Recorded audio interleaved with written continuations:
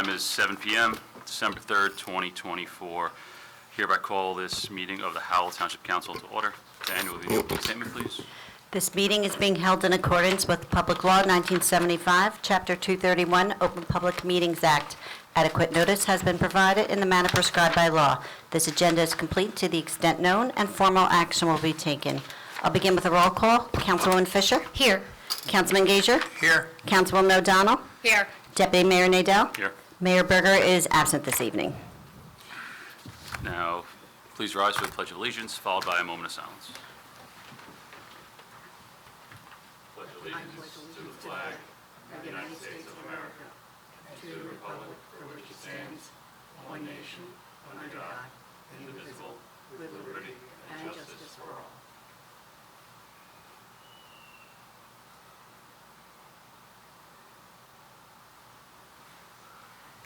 Thank you.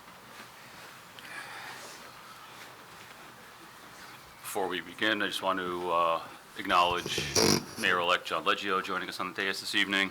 It's customary Howell Township for our final meeting of the year to have newly elected members join us on the council. Welcome, John. We have a presentation by the Shade Tree Commission. Lisa Dowd.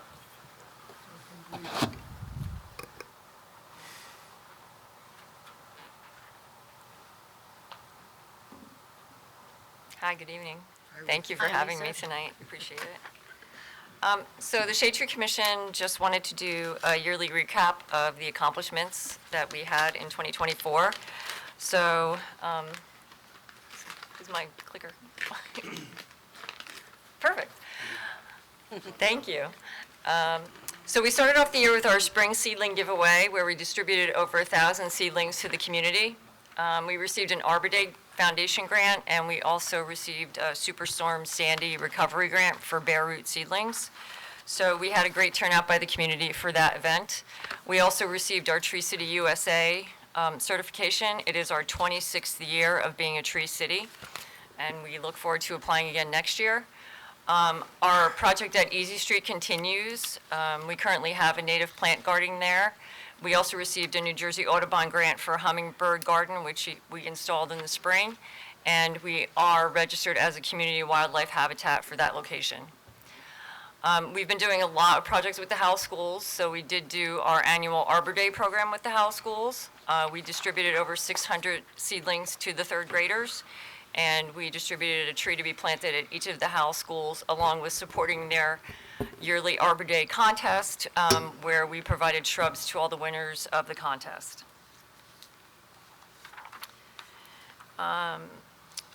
In the fall, we did our fall seedling giveaway, where we distributed over 300 trees. So in the fall, for our fall seedling giveaway, we do larger trees for the community. So we did that at the DPW garage just because we do larger trees. So we had a great turnout for that. Soldier Memorial, we did a rain garden project there, so we've been working with Rutgers Water Resources Department. They drew up the plans for that project, and DPW came out and helped us dig that along with Rutgers Water Resources. We also received a Manasquan Bank grant, and Manasquan Bank sent about 15 volunteers to help us plant that rain garden. So if you haven't been by Soldier Memorial, it's a great rain garden. We just need some rain. We planted about 300 trees, plants, and shrubs in that garden, and that will prevent some of the runoff that we get in that parking lot area at the front of Soldier Memorial. We also partnered with Aldridge School to do a pollinator garden for them. So we actually received a grant from First Energy to do that project. It was the first pollinator garden that First Energy has planted in the state of New Jersey. So they came out and helped us with that. They supplied all the plants and the volunteers for that project. And then we also provided all the third graders with pollinator seed packets as part of that project. And the Green Team, the Environmental Commission, and the Master Gardeners all came out to help us with that. And then for Greenville School, we also partnered with First Energy for that project. We planted some shrubs at the front of the school and also some trees along the side of the school. And First Energy donated 100 seedlings for the students for that project. So in 2025, we look forward to continuing our spring seedling giveaway. The community turns out for this, and it's something that they know we do every year. So currently, we're looking at 300 to 700 seedlings to give away for that. We'll apply for the grant with the state again for the Superstorm Sandy Recovery Project. And then we also are planning on applying for the Arbor Day grant again. Easy Street, the Community Wildlife Habitat, we're going to continue to work on that project. We have a native tree and shrub planting project planned, and then we'll continue to maintain our native plant garden and keep adding to that project. For Winston Park, we also are planning some tree plantings there, along with the current project we have at Winston Park. So we did do a project there several years ago where we received a grant and planted over 700 seedlings at that location. We've been working with the town and DPW to identify some detention basin areas where we could do some native plantings with trees and shrubs, also some open space area plantings. And then we are planning on continuing to work with Rutgers on another rain garden installation. Also for 2025, it is a recertification year for our community forestry management plan. So that is something that we are required to do every 5 years. We did get an extension. So we will be working on that in 2025 for submission in 2026. And there's also a grant with the New Jersey Urban and Community Forestry Administration that we'll be applying for with the help of our tree expert who will be helping us out with that grant. And then we'll also be looking at some tree inventory software because we have such a big town and we have a lot of trees. We've already done our hazardous tree inventory, so we'd like to put that into some software. And it will help us keep track of areas of town where we need to do tree maintenance or do some tree plantings to maintain our canopy. We will continue to do our Arbor Day program with the schools, maintenance on the Soldier Memorial Rain Garden, Monmouth Ridings. We do have a rain garden project there too that we planted about 2 years ago, so we'll be doing a maintenance project there. We're also planning on doing our fall seedling giveaway again, and then we'll continue to do our partnership and apply for grants with First Energy and Manasquan Bank, who have been excellent partners for us.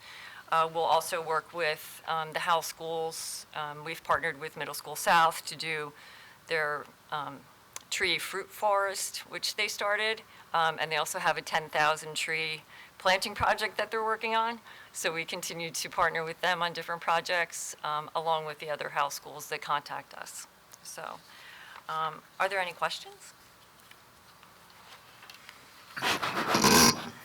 Lisa, I just want to thank you for your service. Not only do you do this, but you also chair the Green Team, too. So everything that you're doing here for this, you have a completely different set of projects going on for 2025 on the Green Team. So, Yes. thank you.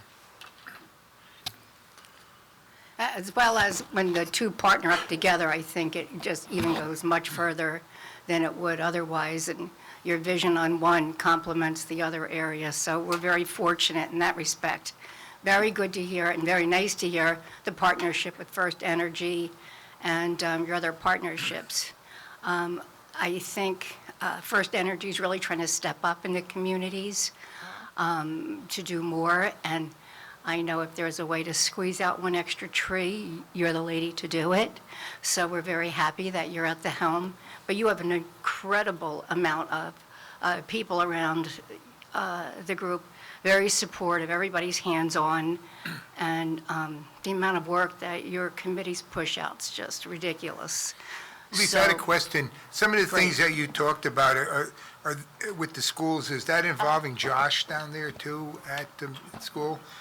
Yeah. We because- actually, yes, we've worked with Josh, and I've been in touch with him. So we're thinking about a project in the spring with First Energy. So we're working on getting that grant application in. Like I mentioned, the kids there are working on their 10,000 tree project. So we're looking at supplementing that. And then First Energy does always like to do a giveaway for the kids when we do a project. So Middle School South has been a great partner, and they always have a different project that they're thinking of. So I have spoken to Josh, and we're working on a project for them. Yeah, no, we just delivered a load of compost to him. He asked for it, the town had it, they dropped it off. Well, he has the moon tree now, so they actually have a tree that, it went to the moon, and it came back, and there were all kinds of requirements that they had to have to get that tree. So Good. it's one of their, but yeah, they have, they're very active, and Aldridge Schools, we've been doing a lot of work with the school, with Aldridge School, the pollinator garden. The kids have been really active in coming out in that, so we're looking at possibly doing something with them.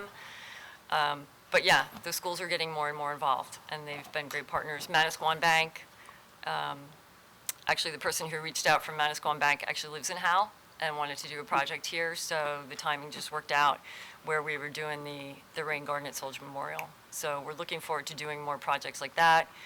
I know our partnership with DPW is great.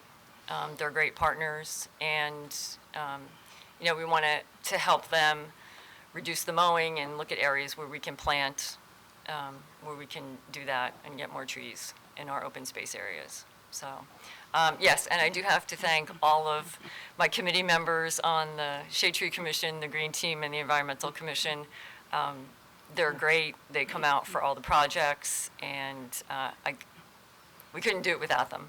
So, and all of the community members that come out, we're always looking for volunteers. In 2025, we're looking at planning our volunteer days out earlier so we can push the information out to the community, because we could do more. We need volunteers. So. Huge thank you. Thank you. Thank you. Thank you for your support. We really appreciate it. Thank you, Lisa. So. Move on to acceptance of minutes of previous meetings. May I have a motion for acceptance of minutes for November 12th, 2024. Motion to accept? Second, Councilwoman Fisher? Yes. Councilman Gager? yes. Councilwoman O'Donnell? Yes. Deputy Mayor Nadell? Abstain. Thank you. Reports of township officials. Mr. Clark. So, not a lot to report this meeting. We have the tree lighting going on as we speak, which is always great. The menorah lighting will be December 26th, so we'll have some information on our website about that. Reorg this year will be on January 1st at noon here in the meeting room, so anybody who's interested is welcome to attend. And I just wanted to thank Lisa for all the work that Shade Tree does. We work with her a lot, never says no, is very helpful, and we got a lot of good stuff coming up in the next year as a result, so. Mr. Howard. Nothing for me tonight. Any legal updates? Nothing for me either. Clerk's office. No, nothing, thank you. I'd like to open the floor for a hearing of citizens and public comments. Each person shall first give their name and address to the clerk. The council should be addressed as a collective body and not as individual members. Each person shall have one turn to address the council, and comments shall not exceed a total of 5 minutes. Speakers shall be notified when their time has run, and no time extensions shall be permitted. Is there anyone on the list? Anyone wish to speak? Come up now.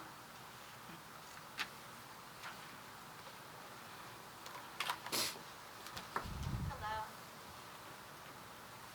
My name is Marcy Craig. I live on Danella Way in Howell. I wanted to just talk about what's going on in my neighborhood. I live in the development Monmouth Ridings. In the past 6 months, 20 houses in our development have gone up for sale. The houses that have sold, all of them have sold to LLCs. There are only 3 that people are actually, families are living in that bought the houses. All the other houses are being rented out. My concern is, I live a house over from one that the people just got evicted. They made a 3-bedroom colonial into an 8-bedroom home. And this is happening all through my development. The people are buying the homes. They put lock boxes on the doors. People come in all hours of the day and night looking at the houses unaccompanied. We've talked to the zoning board, and we're at the point where we feel it's not safe anymore. There's cars parked all over the street. I just wanted to come up here. I've lived at my home for 30 years. My kids have been raised here. I love my development, but I feel like it's just not safe there anymore. All my neighbors are scared. I just don't know, too, what are the restrictions as far as people buying houses and not screening who's living there? We've seen ads on Facebook in Spanish saying that they're going to rent rooms as a rooming house. And I have proof of all this. I have all documents from my neighborhood. None of my neighbors showed up. But I just wanted to be here just to vocalize how I feel. It's very upsetting, and I just don't know at this point what we can do to, I know you can't, it's going to be sold to whoever's sold to, and that's fine. But I don't understand why these people are buying the houses to destroy the neighborhood where I live and I keep my house up. The people who moved out 2 houses over, I watched them take their trash bags, go over to the woods, throw them in the woods, and go back and leave. They climbed in the windows 2 days later. The police had to come, trying to get in to get more of their stuff. So I really feel it's like a huge safety concern at this point, and I'm very worried. And I just wanted to come here and just say that. What was that street again? My street is Danella Way in Howell, but my whole development, there's 140 houses, and 21 of them have sold since June. So it's a huge problem, and I know it's not just my development, but I don't know why all of a sudden it's been so quick and such a huge shock to everyone. So, thank you for listening. I really appreciate it. Thank you. Thank you. Does anyone else wish to come up? Seeing none, we have a motion to close public comment. Motion to close. Second. All in favor? Aye. For response to public comments, Matt, do you want to start? Sure. With the rentals? So, let me just, very quickly. So, ma'am, call Town Hall tomorrow. You said that you have information. We'll set up a time, we'll meet with you personally here, and we'll go over everything that you have. If any of your neighbors want to come as well, they're more than welcome. We're aware of what's going on. We've come up with ways that we're dealing with it. And Mr. Howard's going to go into some more detail about it right now. So Danella Way and Monmouth Ridings has become one of our mainstays over the last month or so. We've gotten complaints. Some have been verified, some haven't. We've gone to some properties multiple times and not been able to find any violations. And, we have to respect people's privacy and people's rights at that point. You even mentioned yourself, obviously the township can't stop anybody from buying a house. We can't force somebody to sell to somebody and not somebody else. That's all free market conditions, and LLCs, intent to rent, intent to own or occupy, we can't do anything about it. So we've gotten a lot of complaints. We've done weekend work, night work, and morning work on Danella Way. We've verified several complaints, and as the speaker mentioned, we've already had one property vacated because of the issues. Things like lock boxes, those are standard practices for a property that's being marketed. So if a property is being marketed to rent or to buy, obviously realtors put a lockbox on. Nothing we can do about that. We have gotten the complaints about a couple properties where it seems like people are coming and going, but it is just for showings. We've been able to verify that. If anybody's using that for a living situation, in the form of come here, spend a couple nights, here's the key to the lockbox, and we get evidence of that, which we have in other parts of town, that doesn't meet our zoning, that doesn't meet our code, and we make sure that doesn't occur. Things like more cars on the street. We understand that there's more occupancy in some of the rentals than a normal condition, or the condition that we're at least used to. But our occupancy code is governed by state housing code. So it's based on the number of bedrooms and the size of the bedrooms. A lot of our normal 4-bedroom houses have actual occupancies well exceeding 10. So there is a limit to how much the township can reduce occupancy. And if it so happens that there's more adults in a house and more cars, that obviously leads to parking and more cars in the driveway, more cars in the street. If it's not creating an unsafe condition, if it's not a Title 39 or a traffic violation, there's little that we can do. I understand it's a change in the sense of how properties look, but there's a limit as to what we can do. Just in terms of what this council has done and what I've been tasked with code enforcement over the last, I'd say, 2 years, is a number of ordinances, and they're still taking effect. They're still gaining traction.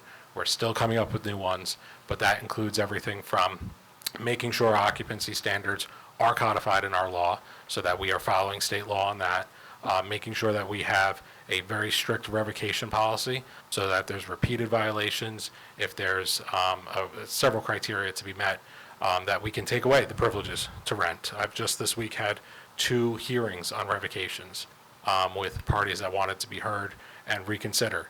So we know that these revocations, the threat of the revocation, or when we get to that point and actually have to do it, it's having an impact, and it's going to get better compliance in the future. Other ordinances we've done, just the most recently, we've ensured that code enforcement is checking for mortgage, on the mortgage document, the occupancy clause. If somebody buys a house, it's a very different process if you're buying it to own or occupy it. That's what most people have gone through when they bought their house. But if you're going to rent it, there's different requirements, there's different loan packages, and your lender usually really wants to know that. So we are now checking all of our rental applications as they come in. If they have that occupancy clause, we're making sure the lender's on notice. And guess what? A lot of times the lender is not on notice, and we're not issuing a certificate unless the lender is okay with that property being used in that manner. One of the biggest changes that is just taking effect is that we've also instituted a annual rental inspection policy.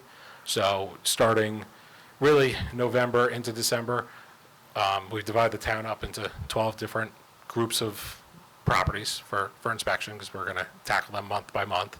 And every month we're doing rental inspections. So if you get a new rental approved today, instead of having to wait for a change of tenancy or ownership for us to come in and re-inspect the property, we're going to do that every year.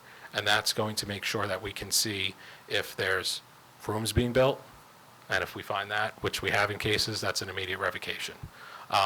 There's rooms being built, if there's illegal construction in some other way, there's over-occupancy signs, that's going to let us see that by going in every year. No more can you go 4, 5, 6 years, let these problems fester, let these issues creep into bigger and bigger issues. We're going to have much more hands-on involvement yearly with these. Obviously, if there's any complaints, code enforcement, we've staffed up over the last year. We have 3 new inspectors positions that we've filled since this time last year. Since last year. We have more admin positions that we filled since last year. My staff is ready and willing to do overtime. Like I said, nights, weekends, overnights. We have weekend overnight overtime that my staff is doing. They're working very hard. They understand. Most of them live in town. They understand the issues. They understand the task in front of us. So if you have complaints, if it's something that's not happening during our normal office hours, come to us. We can still get out and track those issues. So that's a lot of what we're doing. In terms of Danilo Way specifically, like I said, we're on that street a lot.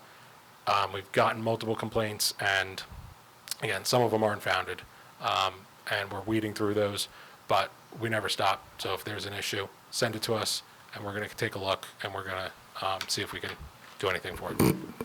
And Duke, I meant it. Call and set up an appointment, and we'll sit down with all of you have and any of your neighbors, and we'll explain. We can't prohibit rentals outright, but by the same token, with every right, there's also responsibility, and we'll make sure that those responsibilities are being followed. You shouldn't have to live in a neighborhood that you feel is unsafe.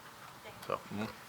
And the only other thing I have to add is that we are actually introducing an ordinance tonight that is mimicking state law on the definition of boarding and rooming houses.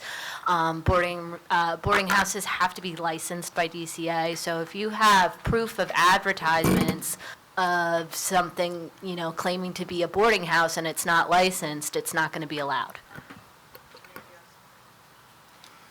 I just want to say one thing. This is a daily thing with us, all of us up here. We're calling them on a daily basis. Or I know we all have gone and driven to these streets to take a look. I've been on Daniela Way and taken a look, and it's just about every time I call Matt to say, hey, I got a complaint, from a resident about Daniela Way or some other street, he already knows about it. Or he'll already say, we've already been there, or he'll already say, there's been illegal construction and we've shut them down, or, so we're working to come up with as many things as we can. Some of it's a little bit creative, but I think we're on uncharted ground here, so we're setting the precedents to do it. A perfect example is zero tolerance on some issues. I believe it was, and I'm dealing with a lot of property, so forgive if I misspeak, but I believe it was Danella Way, and the house that we found illegal construction, added bedrooms, signs of over-occupancy. It's immediate revocation, and that's just that. If we're going to issue a certificate of inspection, and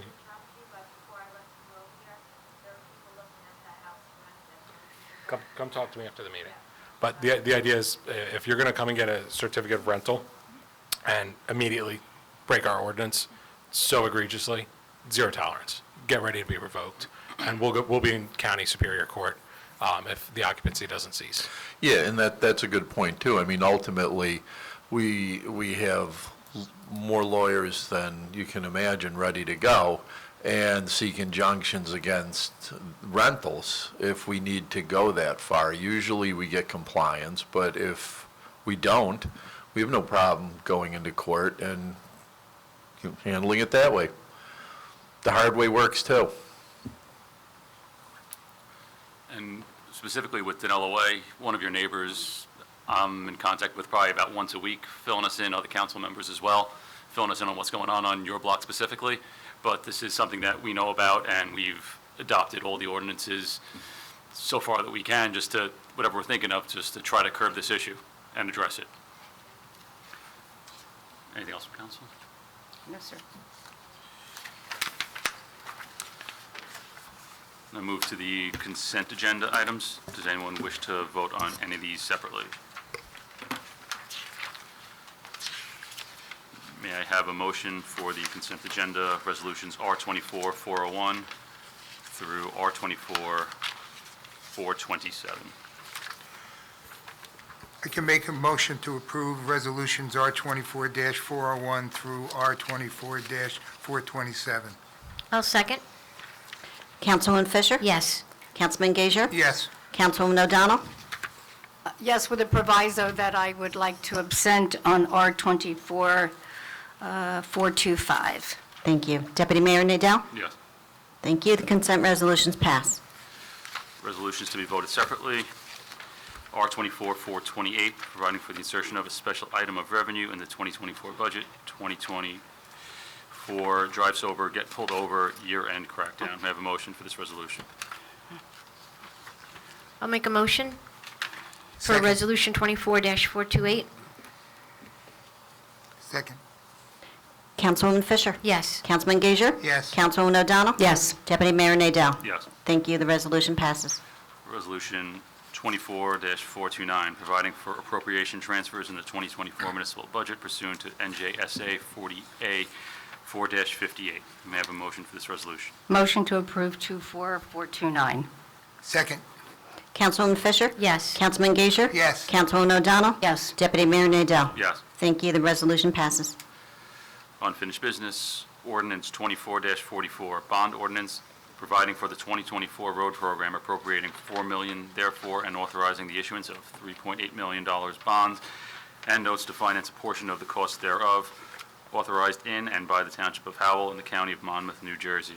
Public hearing on ordinance 24-44 is now open. And wish to comment on the ordinance, please come up. Seeing none, may I have a motion to close public? Motion to close public? Second. Matt, I have a question. Is this money earmarked for anything in particular? It's mostly our road program, so it's paving our streets. Okay. I have a motion and a second. Councilwoman Fisher? Yes. Councilman Gager? Yes. Councilwoman O'Donnell? Yes. Deputy Mayor Nadell? Yes. Thank you. May I have a motion to adopt ordinance 24-44? I'll make a motion to adopt ordinance 24-44. Second. Councilwoman Fisher? Yes. Councilman Gager? Yes. Councilwoman O'Donnell? Yes. Deputy Mayor Nadell? Yes. Thank you. The ordinance is properly adopted. Ordinance 24-45, capital ordinance providing for the acquisition of various capital equipment and appropriating $400,000, therefore authorized in and by the Township of Howell in the County of Monmouth, New Jersey. Public hearing on this ordinance is now open. Anyone wish to come up, please do so. Seeing none, may I have a motion to close public comment? Motion to close public? May I have a second? Second. All in favor? Aye. Thank you. May I have a motion to adopt ordinance 24-45? I move to adopt ordinance 24-45. Second. Councilwoman Fisher? Yes. Councilman Gager? Yes. Councilwoman O'Donnell? Yes. Deputy Mayor Nadell? Yes. Thank you. The ordinance is properly adopted. And just for the record on that one, that is for the purchase of a loader and excavator out of the sewer trust. It's used all the time, so, and the funds are there. Ordinance 24-46, an ordinance of the Township of Howell amending Chapter 139, Article 9, Section 16, permit inspection and copy fees of the Township Code. Public hearing is now open. Anyone wish to come up, please do so. Seeing none, may I have a motion to close public hearing? Motion to close. Second? All in favor? Aye. May I have a motion to adopt ordinance 24-46? Motion to adopt ordinance? Second. Councilwoman Fisher? Yes. Councilman Gager? Yes. Councilwoman O'Donnell? Yes. Deputy Mayor Nadell? Yes. Thank you. The ordinance is properly adopted. Ordinance 24-47, an ordinance setting forth and amending and supplementing the salary range schedule for the salaries of certain officers and employees of the Township of Howell. Public hearing is now open. Anyone wish to come up, please do so. Seeing none, may I have a motion to close public hearing? Motion to close. Second. All in favor? Aye. May I have a motion to adopt ordinance 24-47? Motion to adopt ordinance 24-47. Second? Councilwoman Fisher? Yes. Councilman Gager? Yes. Councilwoman O'Donnell? Yes. Deputy Mayor Nadell? Yes. Thank you. The ordinance is properly adopted. Introduction of ordinances. Ordinance 24-48, an ordinance of the Township of Howell amending Part 2 and 188-4B, definitions and general applicability of the revised general ordinances of the Township of Howell. May I have a motion to introduce this ordinance? I'll make a motion to introduce ordinance. Second. Councilwoman Fisher? Yes. Councilman Gager? Yes. Councilwoman O'Donnell? Yes. Deputy Mayor Nadell? Yes. Thank you. The ordinance is properly introduced. The next regularly scheduled council meeting will take place on December 17th, 2024. The executive session begins at 6, regular session begins at 7 p.m. Any closing remarks by the council before we finish? If I may, that particular meeting, I may be quite late. We were planning on a couple of days away, so hopefully we can curtail the trip and I'll be here on time. For the 17th? Yes, sir. So we can discuss, I mean, it's possible. I think, I foresee a relatively light agenda. I'll keep my eyes on it. We could probably do it by Zoom. Okay. I mean, I think it would be a pretty quick one, so. Seeing no further business, may I have a motion to adjourn? Motion to adjourn? Second. All in favor? Aye. Thank you.